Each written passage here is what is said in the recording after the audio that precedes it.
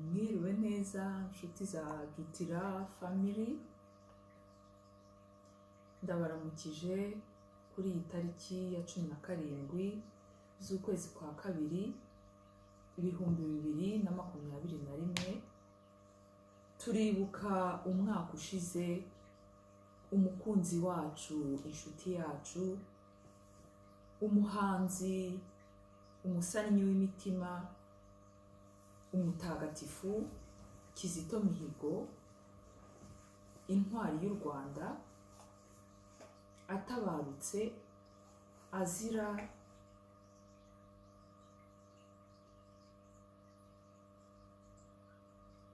ko yafashije abanyarwanda, azira ibikorwa bye nk'umukristo. Mu by'ukuri kumuvuga bwakwira bugacya, niyo mpamvu ngewe nahisemo akimara gutaha, nyuma yo kubabara cyane, agahinda, intimba, byaramfashe nk'abandi bantu bose. Bari abakunzi be, birumvikana, bamumenye dore ko adafite abakunzi bake. Intimba yaramfashe nanjye, agahinda, ubwoba, ese ibi bibaye ni ibiki, ese birashoboka? Nuko hashize iminsi ndamurota, namurose ngo yari yaje kunsura, yaje kudusura mu rugo. Nuko ngo ndamuherekeza, maze kumuherekeza tugeze ngo hepfo ku irembo, nkenera kujya nsubira mu rugo, ngiye kuzana ngo umupira wo kwifubika, ikote ryo kwifubika. Ngarutse nsanga aragiye. Noneho ibyabayeho nagiye mukurikiye, noneho ngiye kubona mbona nisanze mu gaco k'abicanyi. Noneho ndavanse koko, ubwo mvugira ngo mu mutima, ubu koko umuntu wese ukurikiye Kizito ni ngombwa ko abizira? Ese koko ibingibi koko mbese numva birambabaje cyane ukuntu umuntu ukurikiye Kizito wese agomba kubizira. Nuko noneho ubwo nari maze kugwa muri ako gaco nyine k'abantu bafite impiri, bafite amashoka, bafite ibikoresho nyine byose byo kwica abantu. Ubwo icyabaye, kandi mbona ninjiye ahantu, deja narinjiye mbona barafunze, nibwo navuze ariko se n'umuntu wese ugiye kureba Kizito ni rwose bagomba kumwica? Ariko ubwo ngo bivugira mu mutima. Ndangije ubwo nyine nemera urwaje, nta yindi nzira yari ihari, ubwo nagombaga kumanuka ama esikariye. Ikintu cyabaye ni uko ngeze hepfo, ubwo nabonaga hepfo nyine abo bantu bicana bari hepfo. Birashoboka ko abo bafunze urugi bashobora kuba bari nk'inyuma y'aho hantu ninjiye. Ni ahantu nabonaga hameze nko mu isoko, ariko nta bantu barimo, hafunze. Noneho ndangije ndamanuka nyine, kuko nta handi nagombaga kumanuka, negera abo bicanyi bafite impiri, amashoka, ibikoresho byose byo kwica abantu. Ubwo rero igitangaje, uko nagendaga manuka mbageramo, nagiye kubona mbona ba bantu ni ibikuri, ni abantu bagufi cyane, bangeraga munsi y'amavi. Ndaba ntabababa, ntikumbi nabwo bukaka n'ubushongore muri ibikuri. Ubwo rero bavandimwe, inyigisho nakuyemo, Kizito Mihigo amaraso ye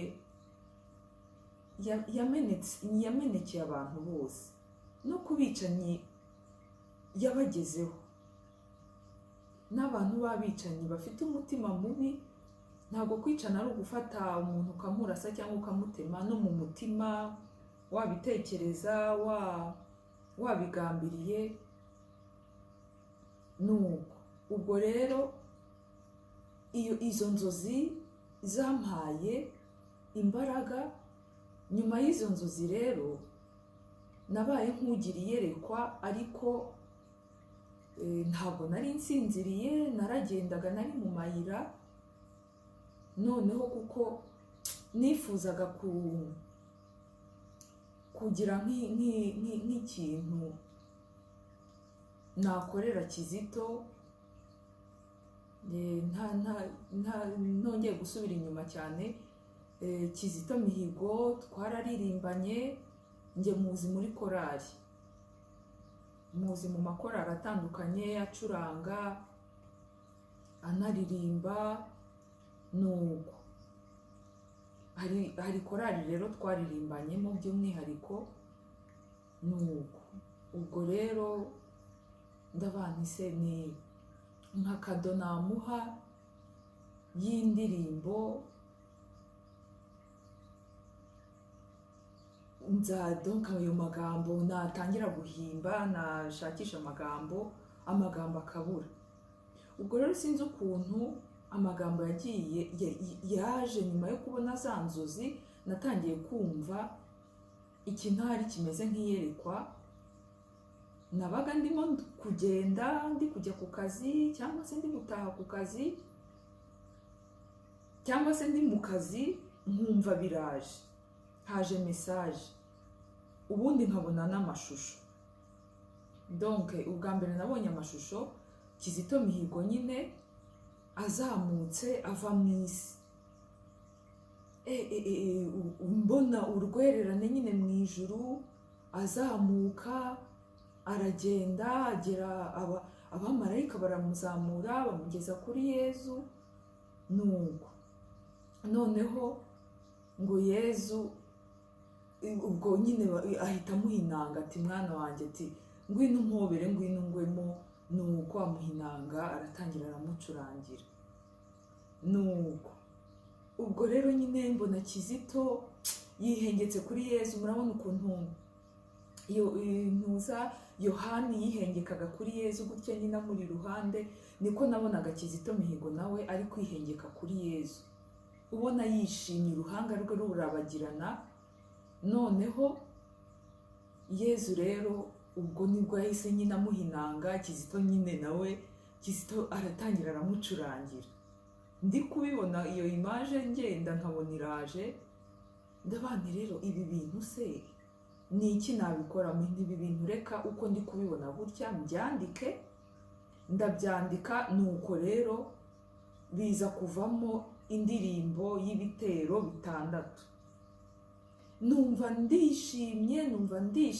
Nyuma yaho ari indi nayo naje guhimba yo gushimira Imana nk'abanyarwanda ko twabonye umutagatifu.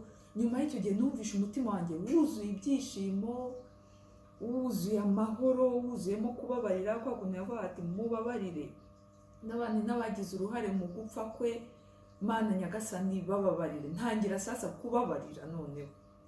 Nuko ubwo rero nyine kuri uyu munsi twibuka umwaka we amaze yitahiye, message mfite yo kugeza ku banyarwanda niyo kubabarira, niyo gusabira abantu bafite umutima mubi, abantu bafite ibiganza bijojoba amaraso, abantu batagira impuhwe, abantu batazi agaciro k'ikiremwa muntu. Abo bantu barababaje, bakeneye gusabirwa. Ubwo rero muri ya message nabonye Kizito Mihigo agenda ajya mu ijuru, yahawe n'ubutumwa. Yahawe rero ubutumwa,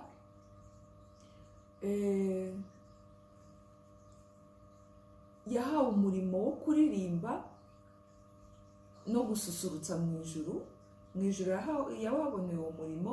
Noneho mu isi, noneho by'umwihariko mu Rwanda, yahawe ububasha bwo kudusura no kuduhumuriza.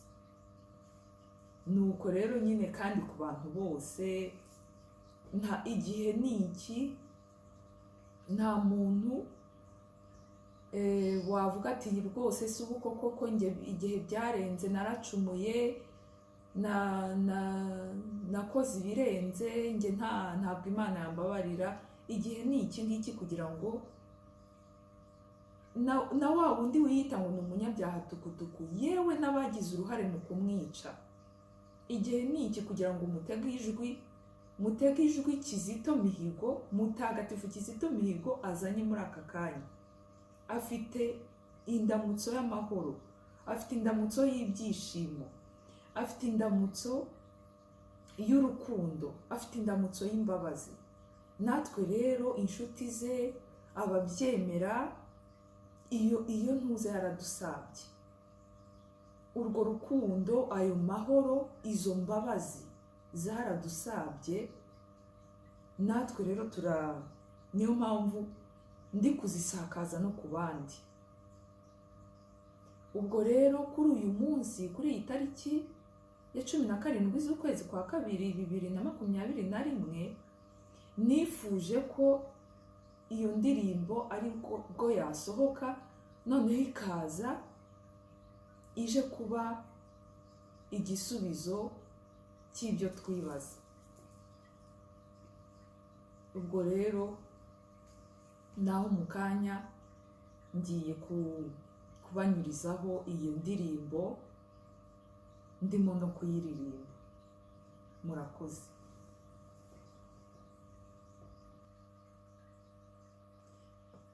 Ubu rero ngiye kubashyiriraho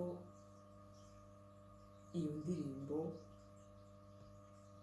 indirimbo y'ibitero 6 yitwa Kizito Mihigo umutagatifu.